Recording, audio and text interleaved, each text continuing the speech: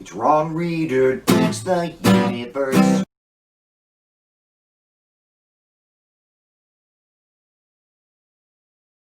I'm Ron Reader, and this is Ron Reader Digs the Universe. Tonight, Star Trek Values. Back in the summer of 1989, I took a non-credit informal course at the Texas Students Union called The Philosophy of Star Trek. There were maybe 5 or 6 sessions where we looked at 3 major Star Trek values embodied by each of the 3 lead characters. Captain Kirk with strength and instinct, Mr. Spock, of course, with the intellect, and Dr. McCoy, the compassionate healer. It was a pretty fun class. Some years before geek became chic, and so I was able to feel a tribal sense that Comic-Con and its ilk simply doesn't provide for me here in the 21st century. So that was cool. But that class was also really important to me in that it started a self-dialogue on Star Trek that continues to this day. What does Star Trek mean? And more specifically, what does Star Trek mean to me? And this is no academic exercise either. Some of my strongest, oldest, and earliest memories are of watching Star Trek when I was a little boy in the early and mid 1970s. Star Trek has had at least as much influence on my moral and intellectual development as the Bible and the schools. I mean, you know, I'm not the only one. I reckon that pretty much every NASA employee my age and up is there because of Star Trek. It's a big fucking deal.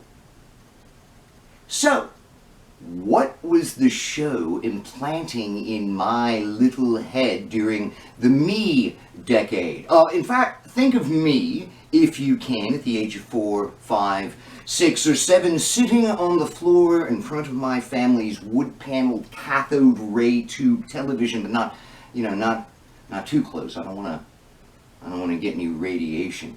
But yeah, what was being put into my head by that show at such a tender young age?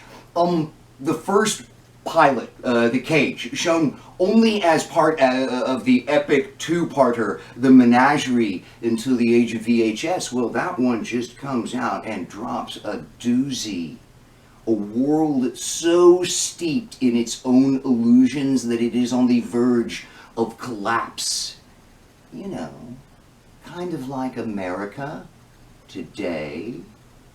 The second pilot, Where No Man Has Gone Before, just keeps it coming, pondering human frailty and the power of God. Jesus Christ, I'm only 4. That entire first season, in fact, just kept continually upping the ante on its, you know, cerebralness.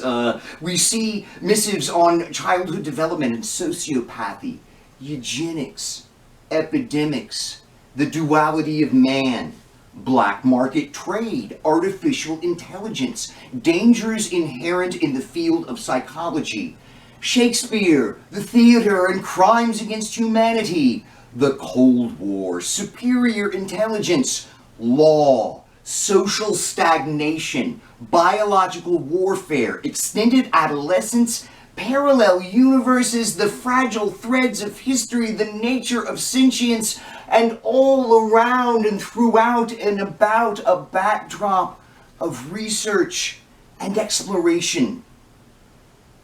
Oh man, this is heavy. I'm only 7. Which reminds me of a pretty awesome moment I had a couple of years back with my girlfriend's son Aries watching the first season episode, The Devil in the Dark.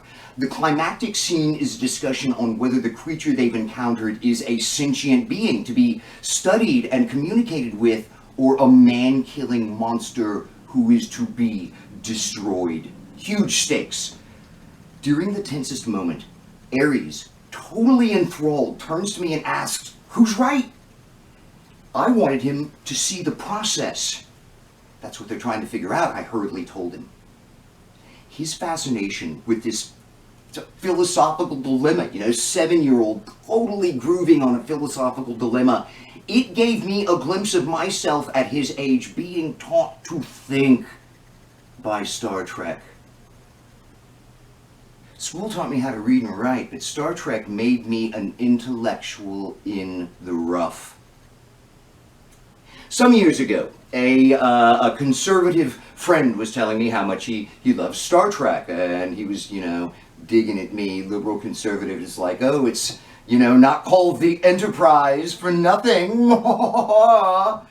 Yeah. So I told him that maybe he's thinking of another ship on another show, something called maybe the Free Enterprise. Oh God, inter-ideological humor is so much fun. But really, I'm at a loss for how American conservatives are able to enjoy Star Trek. I mean, okay, there's all the pro-American patriot stuff. Kirk is an American. Abraham Lincoln, the great Republican, is a freaking guest character in one episode. Kirk's dramatic reading of the preamble to the Constitution, and so on. Quick aside, watching all of Star Trek's patriotic stuff as a kid in 1976, the bicentennial, it all just, Star Trek just fused with all the other bicentennial media and celebration of America going on. It was all the same thing. It was just a continual orgasm of childhood patriotism for me. And for me, my interpretation is that, well, that's just what America is going to be in the future. We're going to be like Star Trek. We're going to have the technology, and we're going to believe the things they believe on Star Trek. It's America's future. It's what we can and will be. Otherwise, besides all the, love American style stuff, there appears to be nothing there for conservatives. It's a show about science and the humanities, not religion and business. And as far as science and the humanities go, we are talking some hardcore rational enlightenment shit, shorn to the best of the creator's ability at the time of all the oppressive, exploitative European white supremacist shit that was also there during the Rational Enlightenment.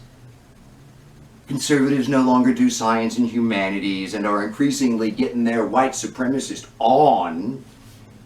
So there's nothing there for conservatives in Star Trek. But, oh, if you are not a conservative, Star Trek has everything. Western civilization has been taking a beating in recent years, and rightfully so. There are obviously long ignored but vital issues being addressed here in the West right now.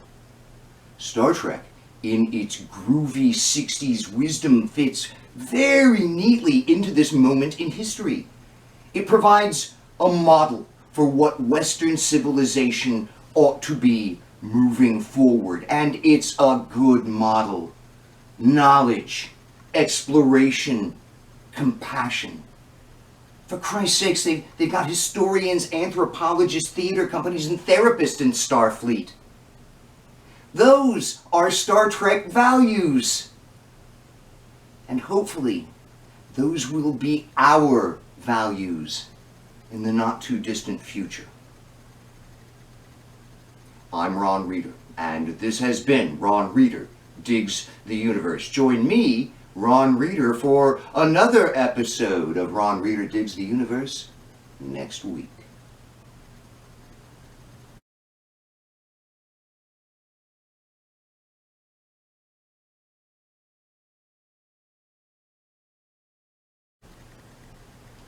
Peace and long life.